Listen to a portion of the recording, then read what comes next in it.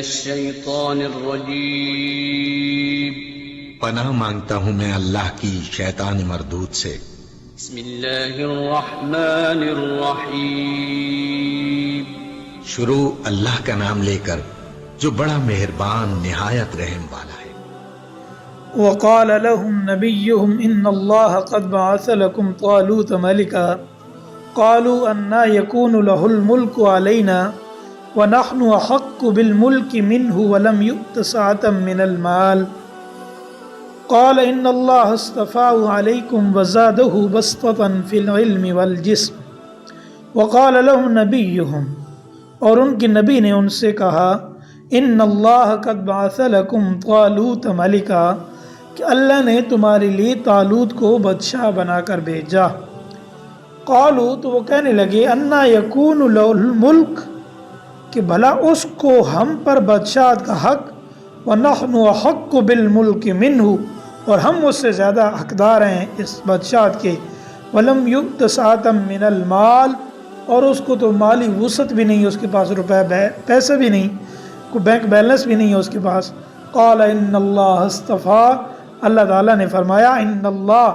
ان نبی نے فرمایا ان اللہ، بے شک اللہ تعالیٰ نے اصطفاہ، چن لیا ہو ان کو،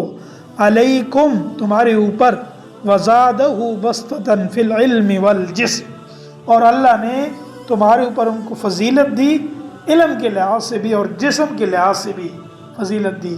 زیادہ وسعت دی۔ واللہ یؤتی ملکہ من یشاء، اور اللہ اپنا ملک جس کو چاہتا ہے دیتا ہے، اپنا فضل جس کو چاہتا ہے دیتا ہے۔ واللہ واسع علیم، اللہ بڑی وسعتوں والا اور بڑا علم رکھنے والا ہے۔ وقال لهم نبیہم ان آیۃ ملکہ ان یاتیکم التابوت فیہ سکینہ، ان میں سے ان کے نبی نے یہ بھی کہا کہ طالوت کی بادشاہت کی علامت یہ ہے تمہارے پاس وہ صندوق وہ واپس آ جائے گا، من ربکم، یہ تمہارے پروردگار کی طرف سے، جس کے اندر سکینت کا سامان ہے، وبقیۃ مما ترک آل موسیٰ و آل ہارون، اور اس کے اندر باقیات ہیں، باقی ماندہ چیزیں ہیں جسے موسیٰ اور ہارون علیہ السلام چھوڑ کر گئے، تحملہ الملائکہ، اسے فرشتے اٹھا کر لائیں گے۔ یعنی یہ اس بات کی دلیل ہوگی کہ طالوت کو تم اپنا بادشاہ مان لو۔ ان فی ذلک لآیۃ لکم ان کنتم مؤمنین، بے شک اس کے اندر نشانیاں ہیں ایمان والوں کے لیے۔ جب بنی اسرائیل نے طالوت کو بادشاہ ماننے سے انکار کیا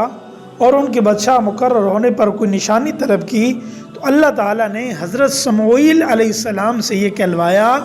کہ ان کے من جانب اللہ ہونے کی نشانی یہ ہوگی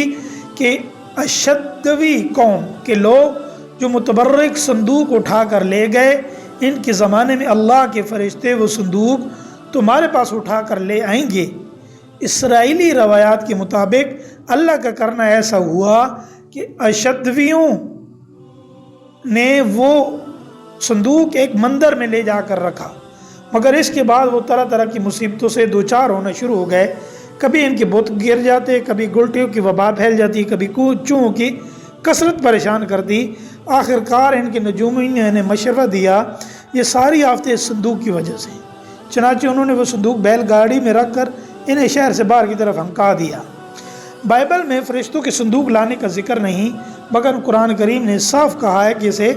فرشتے لے کر آئیں گے۔ اگر بائبل کی یہ روایت درست مانی جائے، ان لوگوں نے خود صندوق کو باہر نکال دیا، تو یہ ممکن ہے کہ بیل گاڑیوں نے اسے شہر سے باہر چھوڑ دیا، وہاں سے اسے فرشتے اٹھا کر